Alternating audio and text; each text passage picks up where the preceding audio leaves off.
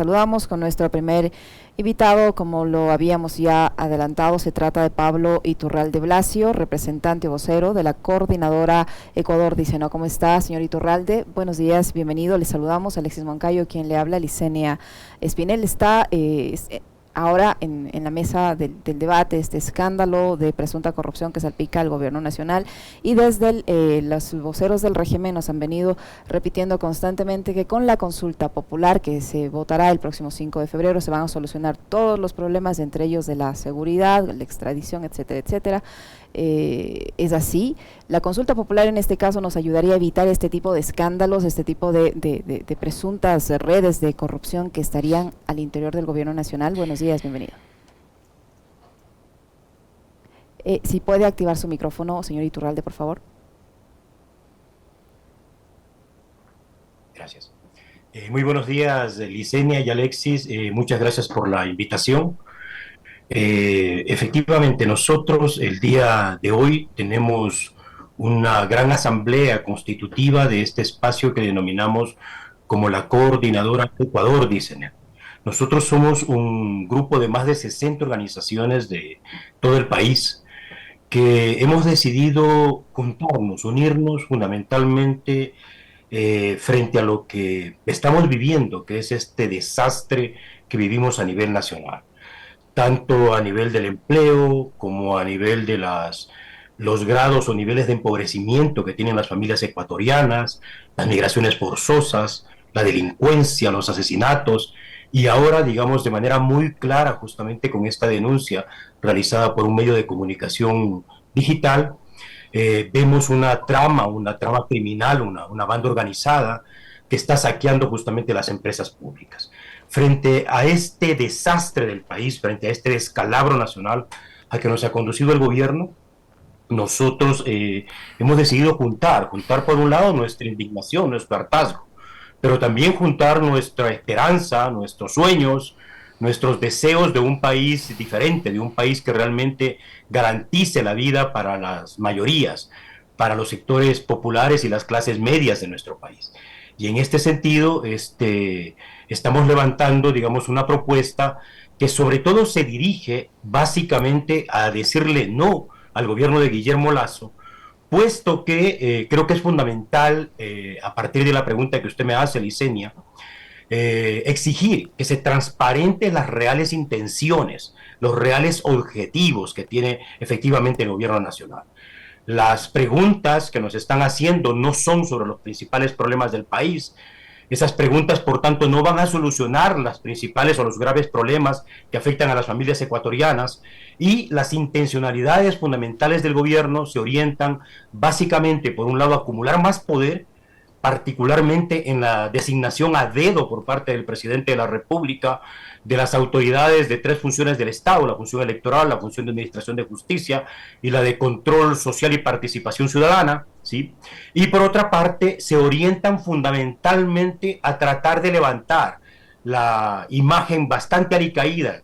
Tenemos un rechazo en todas las encuestas de aproximadamente más o menos el 85% de ecuatorianos a estos 2 años de gestión del señor Guillermo Lasso, y entonces pretende levantar esa imagen alicaída, incluso con la malsana intención de buscar la reelección, como lo dijo el 15 de diciembre pasado en Estados Unidos, en la visita que hizo a Estados Unidos, en unas declaraciones a CNN. Entonces, frente a toda esta situación, nosotros creemos que es fundamental no permitir este engaño, preguntarnos, el conjunto de la ciudadanía ecuatoriana, el conjunto de la sociedad ecuatoriana, si queremos realmente entregarle más poder a Guillermo Lasso, si queremos realmente si estamos dispuestos a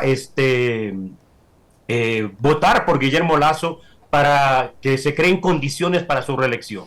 Y creo que la respuesta es bastante contundente. Creemos que efectivamente esta consulta es una consulta que, en la medida en que se transparenten los objetivos reales que tiene el gobierno, los objetivos ocultos del gobierno, tienen que convertirse esta consulta en un plebiscito de aprobación o desaprobación justamente de la gestión de Guillermo Lasso. ¿Cómo está, Pablo? Buenos días, qué gusto saludarle. A ver, ahí me queda una inquietud, porque digamos, yo lo he manifestado en varios comentarios, creo que una consulta popular no es una varita mágica, una consulta popular no es un remedio mágico, Y como está planteada la consulta popular, como ha pasado en muchas otras ocasiones, siendo un ejercicio democrático, en el cual, en el principio yo creo, pero no creo en los temas que están planteados, ¿ya? Y además, digamos, advirtiendo en el hecho de que coincido con lo que manifestaba nuestro invitado, de que Guillermo Lasso está atravesando en un muy mal momento, porque tiene cifras muy bajas de aceptación, de credibilidad, de calificación positiva a su gestión, entre 80 y 85% le dan, ¿no?, de rechazo ciudadano en las encuestas. Pero ahí hay un hecho, ahí hay un factor, Pablo, que quisiera que usted lo analice también, y en el caso particular mío me ayude a tratar de entender qué es lo que está pasando en este país, porque yo ya hace mucho tiempo que en Ecuador he perdido la capacidad de asombro de muchas cosas y también he perdido la capacidad de entendimiento.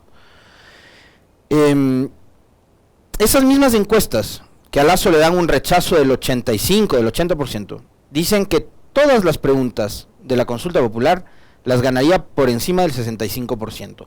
Eso significa que, si bien el presidente está muy mal calificado, los temas que están planteados en la consulta están conectados con lo que conversa la gente, con lo que opina la gente, con lo que cree la gente, y lo están vendiendo muy bien, más allá de lo que incluso pueda resultar en efecto, digamos, si es que gana la consulta y se aplican las cosas que están ahí planteadas, pero hay una carga de publicidad, una venta de humo tan fuerte que tienen, ya le digo, más del 65% de apoyo el sí en las 8 preguntas. ¿Cómo entendemos eso? Efectivamente, esto que usted plantea, Alexis, muy buenos días. Nosotros también lo conocemos a través justamente de las encuestas. Y creemos que esto es fundamentalmente expresión de un sistema fundamentalmente de comunicación que es prácticamente casi monodiscursivo, donde fundamentalmente lo que tenemos a través de los grandes medios de comunicación privados, por un lado, y por otro lado otro tipo de mecanismos como es el control de las redes sociales, es una campaña sistemática que pretende justamente hacer el link con el supuesto sentido común de la población. Y estamos siendo llevados efectivamente a un proceso de un nuevo engaño en el país. Es increíble que después de lo que ha pasado en el Ecuador, es increíble que después del incumplimiento de lo que fueron las ofertas de campaña, es increíble que después de habernos prometido supuestamente resolver los problemas del país en 100 días, 100 minutos, incluso llegó a decir el candidato presidente Guillermo Lasso, ¿sí? El día de hoy, efectivamente, la gente crea que con las preguntas de la consulta, efectivamente se van a resolver los problemas. Estamos viviendo una situación que es una situación donde ese cuarto poder que llaman algunos, es el poder prácticamente hegemónico, es el poder que crea efectivamente estas corrientes de opinión que en este caso podrían significar efectivamente que la consulta del gobierno sea una consulta que gane en las 8 preguntas el sí.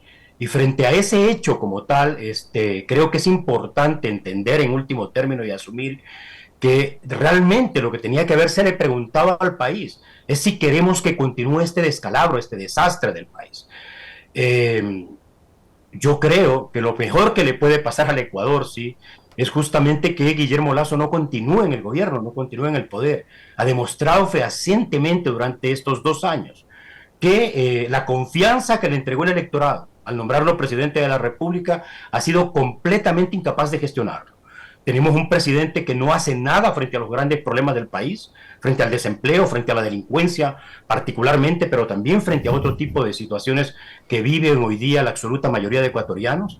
Tenemos un presidente que incluso yo diría no le importa efectivamente lo que está viviendo la gente, que principaliza el pago de la deuda y que por esto ha generado recortes presupuestarios sistemáticos a la educación, a la seguridad social, los hospitales sin medicinas, la policía sin tener los recursos, a veces ni siquiera la gasolina para poder realizar el patrullaje de las ciudades, de las comunidades, ¿sí?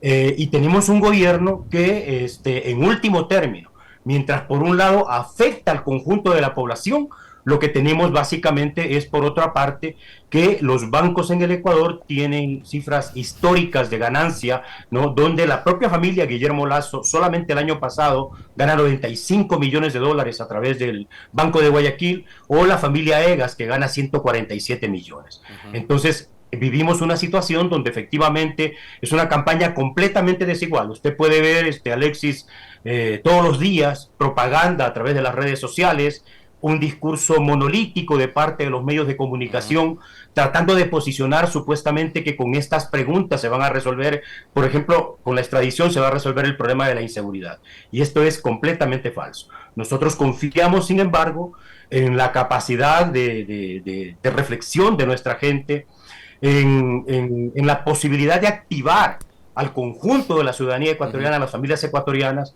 a que se desate una especie de campaña ciudadana, efectivamente, que sea capaz, efectivamente, de disputar y de darle la vuelta a la consulta. En último término, la consulta, Alexis, no va a resolver nada.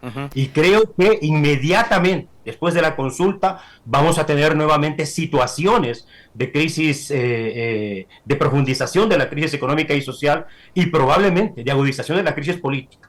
Una crisis política provocada porque la gente no tiene cómo vivir, provocada por la desesperación y desesperanza de la gente, pero además provocada ahora, efectivamente, por el tema de la corrupción. No solamente que no se van a resolver los problemas, sino que se van a agudizar, Alexis. Pablo, pero desde el gobierno, desde el gobierno y desde los sectores cercanos al gobierno, no se cansan de decir que, por ejemplo, en la pregunta de la extradición, que el que se opone a esta pregunta es narcotraficante, tiene vínculos con el narcotráfico, simpatiza con los delincuentes, que si gane el no, el narcotráfico seguirá imparable, al igual que el sicariato y todo tipo de crimen organizado. ¿Qué decir frente a ese tipo de aseveraciones? La extradición es una herramienta legal que nos facilita ese combate al narcotráfico, ¿o no? Tenemos ejemplos de países que ya aplican la extradición, como en el caso de México, como el caso de Colombia, donde lamentablemente, pese a tener esta herramienta, la situación de criminalidad relacionada con el narcotráfico no se ha podido contener y mucho menos eliminar. Pero ¿qué decir frente a estas aseveraciones de que quien vote no por esta consulta, por esta pregunta específica de la extradición, por ejemplo, entre otras, está apoyando el narcotráfico? Licenia, nosotros rechazamos rotundamente que el gobierno nacional y el presidente de la República acuse a amplios sectores de la ciudadanía prácticamente de ser delincuentes y narcotraficantes, simplemente por tener una posición política. Nosotros valoramos efectivamente los mecanismos como los de la consulta popular por ser mecanismos de democracia directa, pero debería de preguntársenos efectivamente sobre aquellos elementos que son los elementos fundamentales que preocupan a la ciudadanía y que tienen que ver con los graves problemas que afectan al conjunto, como hemos dicho, de las familias ecuatorianas. La extradición como un mecanismo en el país, como un mecanismo, supuestamente para combatir o para modificar las condiciones de inseguridad en el país, es un mecanismo absolutamente ineficiente, es completamente una bola de humo. Porque usted lo ha planteado ya, vemos países justamente que tienen la extradición desde la década de los 70 y que sin embargo son los países en América Latina, que ya en este momento el Ecuador también disputa esos primeros lugares, pero que han tenido los primeros lugares como los países más violentos y los países donde el narcotráfico ha penetrado en el conjunto de la sociedad y particularmente en el Estado, esto que estamos llamando como la narcopolítica. Entonces, no hay ningún tipo de garantía, efectivamente, que la consulta resuelva los problemas de seguridad. Los problemas de seguridad se resolverían en el Ecuador con una política adecuada que combata el empobrecimiento y la desigualdad social. Los problemas de seguridad se resolverían en el país fortaleciendo efectivamente las instituciones de control y las acciones de prevención. Pongo ejemplos. Todo lo que significa el sistema de prevención y de vigilancia de los ECUS 911 prácticamente ha sido desmantelado en el país. O, como hemos visto, el desmantelamiento de los mecanismos de seguridad y de control en las cárceles ecuatorianas, que han llevado a vivir todo lo que hemos vivido. El hecho de destruir los escáneres, de destruir las cámaras internas, los inhibidores de celulares, ¿sí? Justamente para favorecer situaciones de corrupción, porque cada arma que ingresa, cada botella de alcohol, cada gramo de droga que ingresa a las cárceles, efectivamente cuesta. La inseguridad efectivamente se combatiría controlando realmente por parte de la sociedad, creando mecanismos para que la sociedad controle toda esta corrupción efectivamente por parte del Estado y por parte de autoridades estatales. Vea lo que tenemos en este momento, prácticamente el principal socio del señor Guillermo Lasso, ¿sí? A quien él considera incluso su mentor, su padre, ¿sí? Y por otra parte, el principal y cuñado del presidente, hoy día denunciado en una banda efectivamente de robo, de saqueo de las principales empresas públicas del país. Es decir, el tema de la extradición es un tema que efectivamente no resuelve las causas de fondo de la seguridad ciudadana en el país. Y por eso lo que estamos viviendo es una situación que cada vez se empeora más y que requiere, yo insisto, digamos, en esto, y el llamado que estamos haciendo es justamente a la posibilidad de que los sectores de la ciudadanía entendamos y asumamos que en este caso tenemos que decidir, fundamentalmente en esta consulta, entre un régimen, un gobierno que ha destruido el país versus la posibilidad efectivamente de recuperar la dignidad, de recuperar los derechos, de recuperar la esperanza. Y es decir, por eso que con esta pregunta, Pablo, que con esta pregunta, si es que ganar el sí en esta pregunta, no es que los miles de tiguerones, de lobos, etcétera, etcétera, que están en las cárceles del país se van a ir a otro estado, no es que alguien los va o algún estado los va a reclamar y nos vamos a liberar del crimen organizado que está llenando las cárceles. La extradición funciona fundamentalmente como un mecanismo que se activa por parte de los estados, de otros estados. Y digamos, efectivamente, el mecanismo de la extradición en el país, yo no sé, hace tiempo no solicitan una extradición en el Ecuador, algún estado, digamos, de otro país. Las bandas mafiosas, los tiguerones, los lobos, ahora la banda que tenemos en el propio gobierno, van a continuar trabajando y van a continuar actuando y van a continuar saqueando efectivamente al Estado ecuatoriano y a la economía nacional. Entonces, no son preguntas que efectivamente resuelvan, yo insisto en esto, los problemas nacionales, y vamos a tener situaciones que van a continuar. Yo quiero ver efectivamente si es que llega a ganar la consulta, lo que va a pasar y qué respuesta va a dar el gobierno al incremento, porque cada vez nosotros estamos viviendo una situación donde la delincuencia en el país prácticamente, por un lado nos roba, por otro lado nos asesina, va incrementándose y va incrementándose cada vez más.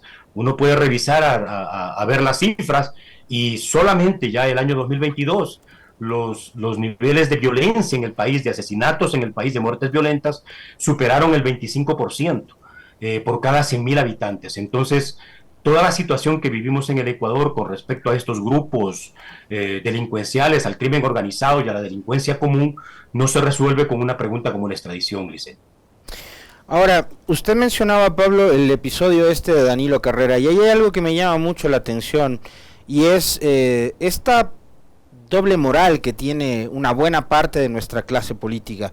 Yo mencionaba esto en el comentario hace unos minutos, porque el cierre de un comunicado, ese comunicado escueto, tibio, que publica ayer el gobierno como respuesta a estas publicaciones, dice que ellos son respetuosos del Estado de Derecho y de la presunción de inocencia, pero en muchos casos que tienen que ver con procesos de persecución, no delitos vinculados a corrupción ni nada por el estilo. Yo citaba casos específicos, los de octubre del 2019, donde persiguieron por supuesto delito de rebelión a quienes hacían en ese momento oposición al gobierno de Moreno, aliado de Guillermo Lasso y de Jaime Nebot. Ahí no había presunción de inocencia, Pablo, ni había respeto al Estado de Derecho. Había que allanar casas, había que tumbar puertas, había que apagar radios como esta, para imponer por la fuerza la voluntad del poder de turno. Pero ahora resulta que, como se trata del cuñado del presidente, sí son respetuosos del Estado de Derecho y de principios fundamentales en todo Estado democrático, que respete además la independencia de funciones, la presunción de inocencia. Esa doble moral, esas contradicciones de la clase política o de un sector de la clase política, creo que influyen mucho también en el estado de ánimo de la gente y en ese rechazo que hay, por ejemplo, de la gente cuando se acercan elecciones, y eso de empezar a dudar, a no creer en la clase política, porque una cosa es la que dicen cuando hacen oposición y se suman a las protestas en las calles. ¿Cuántas veces le vimos a Guillermo Lasso apoyar al movimiento indígena hasta, por ejemplo, 2015 o 2016? Y ahora acusar al movimiento indígena de estar financiados por el narcotráfico. ¿Cómo entendemos o interpretamos eso, Pablo? Alexis, lo que usted está planteando es justamente parte de los objetivos ocultos de Guillermo Lasso respecto a la consulta popular. Es lo que podríamos denominar, y eso es a lo que nosotros denunciamos, ¿sí? Denunciamos efectivamente que lo que busca Guillermo Lasso es una mayor concentración del poder. ¿Qué significa esta mayor concentración de poder? Significa fundamentalmente la captura de las instituciones del Estado, en este caso por parte del grupo económico que tiene el control del gobierno, de Guillermo Lasso, por parte de los banqueros, por parte del grupo del Banco de Guayaquil, ¿sí? En función de beneficios particulares. Expliquémoslo un poco. Ya en este momento, el gobierno de Lasso, por las malas, ¿sí? En algunos casos y en otros casos comprando conciencias o a través de la propia policía, por ejemplo, mantiene el control de varias instancias efectivamente del Estado. Recordemos meses atrás cómo se llevó a la policía a la superintendencia de bancos para impedir que un determinado superintendente de bancos nombrado pueda posesionarse. O recordemos igualmente la intervención de la policía mandada por el Ministerio del Interior, el gobierno de Guillermo Lasso, se tomó el Consejo de Participación Ciudadana para controlar una mayoría o para garantizar una mayoría que elija autoridades que respondan a los intereses del señor Guillermo Lasso y del grupo de Guayaquil, ¿sí? O recordemos la compra de conciencias en la Asamblea, ¿sí? Denunciada en cierto momento por el propio Guillermo Lasso y después prácticamente le ordena a la Fiscalía, ¿sí? Que después de haber hecho la denuncia con respecto a una serie de asambleístas corruptos que él mismo habló de que le estaban chantajeando por su voto, posterior a esto, él mismo solicita a la Fiscalía y la fiscal de manera bastante cómplice, se puede decir, ¿sí? Que suspenda cualquier tipo de investigación y prácticamente no sabemos nada de esto. Esto se hace, Alexis, fundamentalmente para utilizar las instituciones, por un lado, para garantizar impunidad, ¿sí? ¿Y qué es lo que hemos visto en este momento? Por ejemplo, todo el caso que tiene que ver con los paraísos fiscales, con las guaridas fiscales. Yo escuchaba, mientras esperaba esta entrevista, a la persona que estaba haciendo, al señor Robalino, me parece que era, que estaba haciendo un análisis sobre los elementos económicos. No es que a nosotros no nos va ni nos viene con el tema de las guaridas fiscales, de que saquen la plata a los paraísos o guaridas fiscales, porque eso afecta el presupuesto general del Estado, afecta el pago de impuestos. Eso se hace fundamentalmente para evadir el pago de impuestos. Y frente a este tipo de situaciones que ya fueron denunciadas, no por periodistas ecuatorianos, no por políticos ecuatorianos, sino por periodistas a nivel internacional, 500 periodistas que hicieron una investigación a nivel internacional y que el gobierno la sacó absolutamente barata, no pasó absolutamente nada. O lo que estamos viviendo en este momento con respecto a esto justamente en relación a lo que usted dice, porque el control, la captura del Estado permite por un lado garantizar la impunidad de los amigos, de la gavilla, de la banda, ¿sí? De la banda criminal que hoy día saquea las empresas, mientras ese mismo control del Estado permite perseguir a la oposición política, como se ha perseguido a esta radio, efectivamente, como usted lo plantea, Alexis, como se ha perseguido a sectores políticos de la oposición, como se ha perseguido al movimiento indígena, etcétera. Es decir, se utiliza el Estado como un instrumento de dominación, pero además, atrás de esto, el gran objetivo oculto es el incrementar efectivamente las riquezas del país. Ahora, Pablo, yo ahí quiero plantearle una inquietud que tiene que ver también con los cuestionamientos que yo sí suelo hacerlos, digamos, puertas adentro hacia el sector del progresismo. Por eso a mí un poco me chocaba cuando se dieron las elecciones presidenciales y parlamentarias del 2021 y supimos cómo iba a estar conformado el Parlamento con una supuesta mayoría progresista entre UNES, Pachacuti e Izquierda Democrática y el candidato Andrés Arauz. Ojo, lo que voy a decir es muy respetuoso a Andrés, ¿no? Yo le valoro y le respeto mucho a Andrés Arauz, pero cándidamente dijo qué importante va a ser tener un bloque progresista en la Asamblea. Y con quienes pactó Lasso para repartirse la Asamblea fue justamente con la idea y con Pachacutic, dándole una patada en sus posaderas a Nebot, que había sido su principal aliado, y gracias, ¿no? Entonces, yo quiero preguntarle, bueno, de Nebot y de los socialcristianos no voy a esperar absolutamente nada, ¿ya? Del progresismo tampoco, porque a mí sí me ha decepcionado el accionar de la bancada de la Izquierda Democrática, de algunos de los integrantes de la bancada de Pachacutic, obviamente no de todos, e incluso también de UNES por lo que pasó en aquella abstención de noviembre del 2021. Entonces, ¿qué pasa también puertas adentro con el progresismo? Porque si vemos un gobierno neoliberal de corte neofascista como el que tenemos ahora, que persigue al que piensa distinto, que usa los recursos públicos para hacer campaña, como lo han denunciado ahora también con el hijo de Fausto Cobo, que está aspirando a una alcaldía y que utiliza toda la logística del MIES en Esmeraldas para su campaña, y el progresismo sigue disperso porque claro, en eso de la disputa de las ideas, los Pachacutics no quieren sentarse a conversar con Correa. Correa también tiene sus recelos, y yo creo que tiene muchísima razón Correa en tener sus recelos con cierto sector del movimiento indígena. Se los cantó, se los dijo cuando se sentaron a dialogar con Lasso, que les iba a traicionar, no creyeron, no hicieron caso, etcétera. Bueno, ¿qué pasa también con el progresismo que no logra entender este juego que al gobierno le sirve y del cual se aprovecha, el del caos que genera, y tiene a las izquierdas, no sé, como vendados los ojos y golpeándose contra las paredes? Sí, lamentablemente, Alexis, las fuerzas políticas, digamos en general, diría yo, no necesariamente han estado con completa sintonía con los sectores de la ciudadanía ecuatoriana, ¿sí?